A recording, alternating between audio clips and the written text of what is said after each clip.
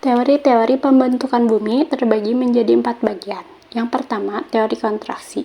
Teori kontraksi dikemukakan oleh James Dana dan Elio de Bowman yang berpendapat bahwa bumi mengalami pengerutan karena mengalami pendinginan di bagian dalam bumi akibat konduksi panas. Hal tersebut menyebabkan permukaan bumi menjadi tidak rata. Yang kedua, teori Descartes dan Suez. Teori Descartes dan Suez dikemukakan oleh René Descartes dan Edward Suez. Teori ini menyatakan bahwa ketika bumi mengalami pendinginan, maka terjadilah proses pengerutan yang menyebabkan bumi semakin menyusut. Kerutan-kerutan tersebut membentuk gunung dan lembah. Yang ketiga, teori Gaussian-Klein. Teori Gaussian-Klein dikemukakan oleh James Hall. Ia menyatakan bahwa daerah sempit pada kerak bumi mengalami depresi selama beberapa waktu, sehingga terendapkan secara ekstrim oleh sedimen yang tebal. Proses pengendapan ini menyebabkan penurunan pada dasar cekungan. Endapan sedimen yang tebal dianggap berasal dari sedimen akibat proses orogenesa atau proses pembentukan gunung. Proses ini membentuk sedimen pegunungan lipatan, dan selama proses inilah endapan sedimen akan mengalami metamorfosis.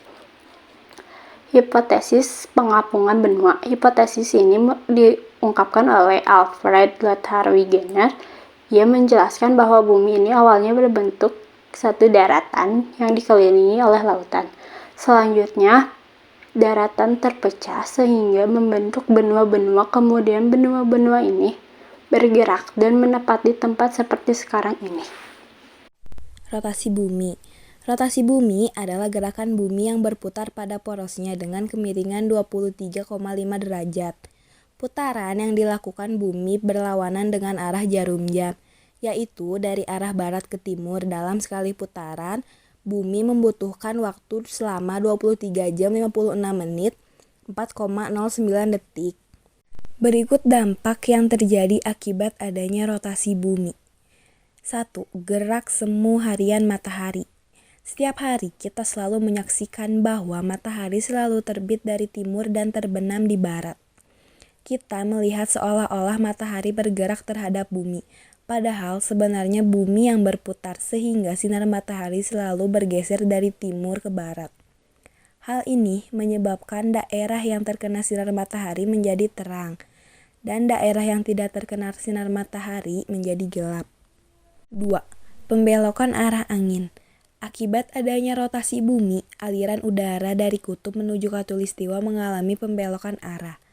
Hal ini sesuai dengan hukum Buys-Ballot, yang menyatakan bahwa udara mengalir dari daerah bertekanan maksimum ke daerah bertekanan minimum. Arah angin akan membelok ke kanan di belahan bumi utara dan membelok ke kiri di belahan bumi selatan. Inilah yang disebut dengan efek Coriolis. Hal ini berlaku juga terhadap gerakan arus laut. 3. Adanya siang dan malam.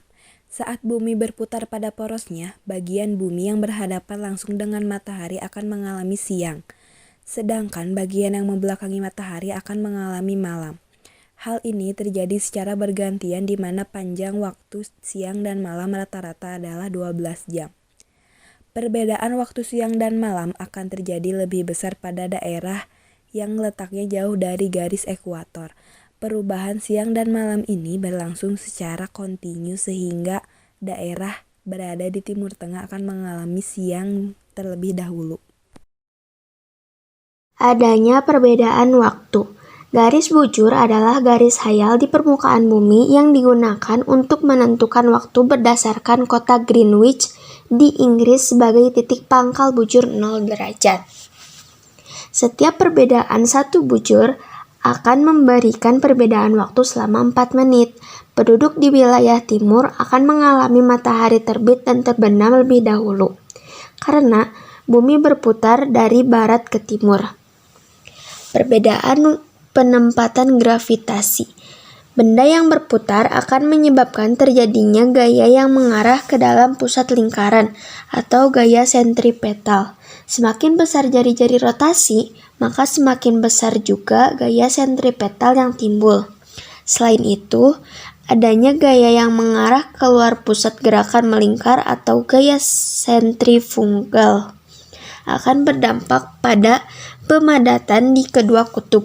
Dikarenakan percepatan gravitasi berbanding terbalik dengan kuadrat jari-jari, maka percepatan gravitasi di berbagai tempat di kutub lebih besar daripada di sekitar khatulistiwa. Revolusi bumi juga menyebabkan perubahan musim. Revolusi bumi ini menyebabkan dampak dengan adanya pergantian musim dan perbedaan musim pada masing-masing belahan dunia. Pada belahan bumi bagian utara dan selatan memiliki 4 musim dan yang berganti di setiap tahunnya, yaitu musim semi, musim panas, musim gugur, dan musim dingin. Sedangkan di negara tropis seperti Indonesia hanya terdapat 2 musim, yaitu musim kemarau dan musim hujan. Penyebab terjadinya perbedaan lama dan siang juga akibat revolusi bumi. Pada saat terjadinya revolusi bumi dan kemiringan sumbu bumi terhadap bidang ekliptika menyebabkan perbedaan lama waktu siang dan malam yang terbagi menjadi 3 waktu, yaitu 21 Maret sampai 23 Desember, 23 September sampai 21 Maret, dan 21 Maret sampai 23 September. Revolusi bumi juga menyebabkan gerak semu tahunan matahari. Gerak semu tahunan matahari adalah pergerakan semu matahari yang seolah-olah bergerak dari selatan ke utara dan kembali lagi ke selatan setiap tahunnya. Gaya gravitasi bumi. Gaya gravitasi bumi adalah gaya tarik bumi kepada seluruh benda di sekitarnya yang selalu menuju ke arah pusat bumi. Segala benda yang ada di permukaan bumi tidak terlempar keluar karena adanya gaya gravitasi. Hukum gravitasi Newton. Gaya gravitasi bumi pertama kali diselidiki oleh ilmuwan fisika terkenal yang bernama Isaac Newton. Menurut cerita, Newton mendapat inspirasi tentang hukum gravitasi ketika ia sedang duduk di kebun dan memperhatikan sebuah apel yang terjatuh dari pohon. Setiap benda yang dilepaskan dari atas akan selalu jatuh ke arah pusat bumi, sehingga Newton menyimpulkan bahwa bumi sendiri yang melakukan gaya pada setiap benda tersebut. Berdasarkan gagasan itu, Newton membangun teori besarnya yang dikenal dengan istilah hukum gravitasi universal. Hukum Newton mengenai gravitasi tersebut menyatakan setiap benda di alam semesta menarik benda lain dengan suatu gaya yang besarnya sebanding dengan hasil kali kedua massa benda yang terlibat dan berbanding terbalik dengan kuadrat jarak antara keduanya. Gaya tersebut bekerja sepanjang garis yang menghubungkan kedua benda itu. Aplikasi Newton tentang hukum gravitasinya, Cavendish tidak hanya memperkuat temuan Newton bahwa dua benda saling menarik tetapi juga mampu menentukan besarnya gaya gravitasi, massa benda satu dan benda dua, serta jarak antar pusat massa benda secara akurat sehingga akhirnya mendapatkan nilai konstanta gravitasi umum. Medan atau percepatan gravitasi bumi. Di dalam ilmu fisika dikenal 4 gaya fundamental, yaitu gaya inti kuat, gaya inti lemah, gaya elektromagnetik, dan gaya gravitasi. Gaya-gaya fundamental ini berfungsi untuk menjaga keseimbangan alam semesta. Gaya gravitasi adalah gaya tarik-menarik antara partikel-partikel yang bermassa. Gaya gravitasi mampu menjaga planet-planet mengelilingi matahari secara teratur. Setiap benda selalu menghasilkan medan di sekitarnya, hingga setiap benda yang diletakkan di sekitar benda itu akan selalu mengalami gaya gravitasi. Medan gravitasi adalah daerah di sekitar benda di mana setiap benda lain yang diletakkan pada sembarangan titik di sekitar benda itu selalu mengalami gaya gravitasi. Gaya gravitasi merupakan besaran vektor atau yang memiliki besar dan arah, sehingga medan gravitasi dikenal sebagai medan vektor. Untuk menyatakan medan gravitasi secara kuantitas lemah atau kuat, maka diperkenalkan konsep medan gravitasi bumi. Konsep itu sering disebut juga sebagai percepatan gravitasi bumi. Kuat medan gravitasi bumi merupakan besar pengaruhnya gaya gravitasi pada suatu benda yang berada di sekitar bumi. Teori medan geomagnetik. Medan geomagnetik adalah medan magnet yang memanjang dari bagian dalam bumi keluar angkasa yang memberikan gaya pada partikel bermuatan yang berasal dari matahari. Pada tahun 1600, William Gilbert mengungkapkan teori yang menjelaskan bahwa bumi memiliki medan magnet. Ia menjelaskan bahwa bumi bersifat magnetik karena inti bumi dipenuhi dengan batuan yang juga bersifat magnetik atau lodestone. Pada eksperimennya, ia menyadari jika magnet bumi akan kehilangan kemampuan magnetiknya ketika terkena suhu yang tinggi. Selain itu, karena kekuatan magnetik sering menghasilkan gerakan melingkar, maka dia mulai menghubungkan fenomena magnet tersebut dengan rotasi bumi. Selain teori William Gilbert, terdapat teori lain yang juga menyebabkan tentang kemagnetan bumi, yaitu teori dinamo. Susur bumi tersusun dari lapisan kerak bumi, mantel bumi, dan inti bumi. Inti bumi terjadi menjadi dua, yaitu 1. Inti dalam yang bersifat padat dan inti luar yang bersifat cair. Ketika bumi berotasi, partikel bermuatan listrik dalam cairan inti luar bumi ikut bergerak dan menghasilkan medan magnet. Peristiwa tersebut memungkinkan adanya gerak relatif antara kulit bumi dengan inti bumi yang sering disebut dengan efek dinamo. Parameter fisis medan geomagnetik.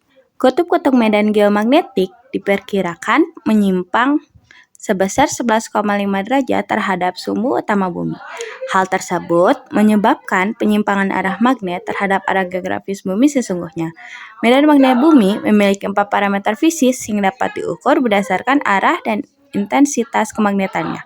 Keempat parameter fisis tersebut sebagai berikut. 1.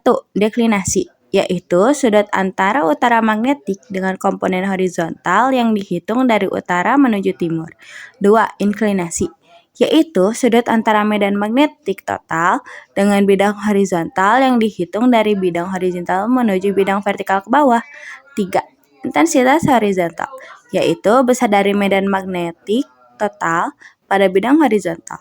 Dan yang keempat, medan magnetik total, yaitu besar dari vektor medan magnetik total. Manfaat medan geomagnetik. Medan geomagnetik sangat penting dalam dunia navigasi karena membantu manusia dalam menentukan arah melalui kompas, satelit, ataupun Global Positioning System atau GPS.